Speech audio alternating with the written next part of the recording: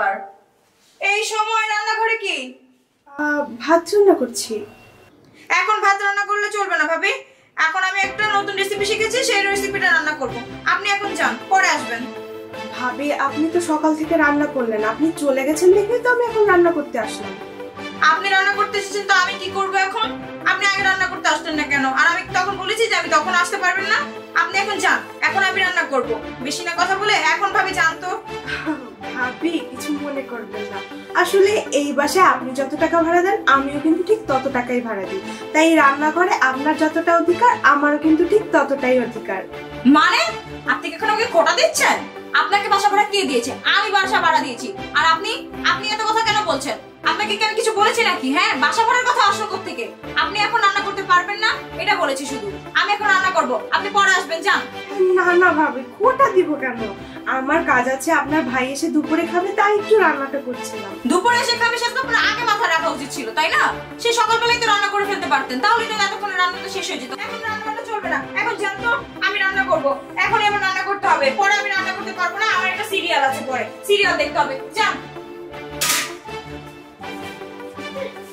আসছে মানে উড়ে এসে জুড়ে বসেছে, খেয়ে দে কাজ নেই, এখন রান্না করবে, নিজের বাড়ি পেয়েছে। চল।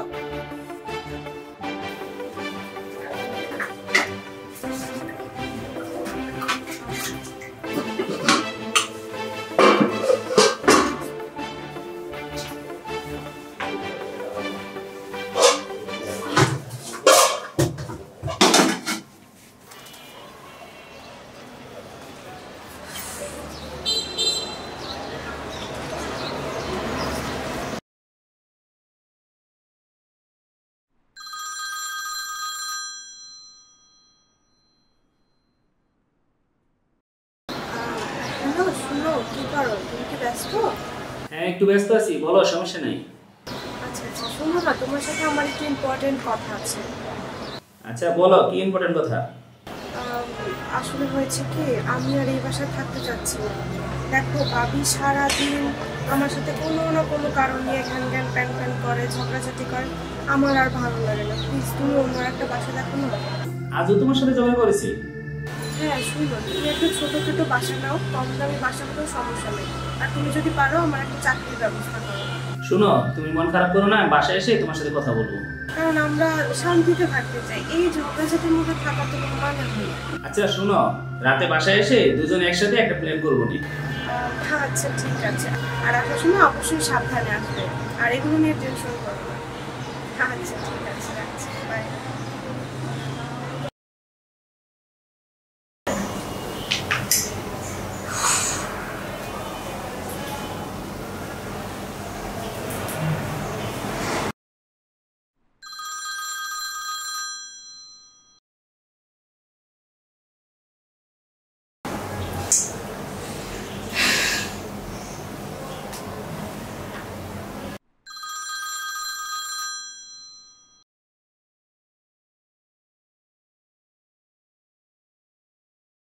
হ্যাঁ বলো। কি হয়েছে তোমার? সমস্যাটা কি? বারবার ফোন কেন কেটে দিচ্ছ? আরে বারবার ফোন কাটছি, তুমি তো বুঝতে পারছো যে আমি ব্যস্ত আছি। হ্যাঁ, তাও তুমি বারবার ফোন করছো। আরে রাখো তোমার কাজ, বারবার ফোন দিচ্ছি, বুঝতেই তো পারছো যে প্রয়োজনে ফোন দিচ্ছি। ফোন ধরবে না কেন? হ্যাঁ, এত কিসের কাজ? সারাদিন শুধু কাজ কাজ না, অজুহাত আমাকে কম দেখাবে, বুঝছো? আচ্ছা বলো, কি বলবো বলো। তোমাকে বারবার বলেছি না সাবলেট ভাড়া দিতে, না সাবলেট আমার ভালো লাগে না, বারবার বলেছি তোমাকে। এই রান্নার সমস্যা, রান্না করতে গেলে সমস্যা, এইটা সমস্যা, ওইটা সমস্যা, এত সমস্যা নিয়ে আমি মাথায় প্যারা নিতে পারবো না। আমার যখন খুশি আমি তখন রান্না করবো, যখন ইচ্ছে চান তখন তা করবো আমি। তোমার ভালোর জন্যই তো বাসা সাবজেক্ট দিয়েছি, তাই না? তুমি একা একা থাকতে চাও না, তোমার বিরক্ত লাগে, হ্যাঁ তুমি একা বোর হয়ে যাও। তুমি চুপ থাকো এখন, তুমি চুপ করে আমার কথা আগে শোনো। আমি যা বলছি তা শোনো। এই সাবলেট বাসা সামনের মাসে না করে দিবে। আমার মা বাড়ি থেকে আসছে, আমার মা থাকবে, ঠিক আছে? আর তোমার কি হয়েছে? হ্যাঁ, তোমার কি টাকার অভাব পড়েছে যে সাবলেট ভাড়া বাসা দিতে হবে? কি সমস্যা তোমার? সাবলেট দিয়ে কি হচ্ছে? আমাদের কোনো লাভ হচ্ছে? টাকা কি কামাচ্ছ না নাকি তুমি? টাকার অভাব কেন হবে? আরে টাইম ইজ মানি। হ্যাঁ, আর তুমি জানো আমি টাইমকে কত গুরুত্ব দিই। এই সময় তো কাজে লাগাতে হবে, তাই না? তুমি বারবার বিরক্ত করলে এটা হয়? এত কথা বলছি না, তোমাকে যা বলছি তুমি তাই করবে। তাড়াতাড়ি কাজ শেষ করে বাসায় এসো। ওকে, বাসায় এসে ব্যাপারে কথা হবে, এখন আর অন্য কিছু মাথায় নিতে পারবো না। বাই।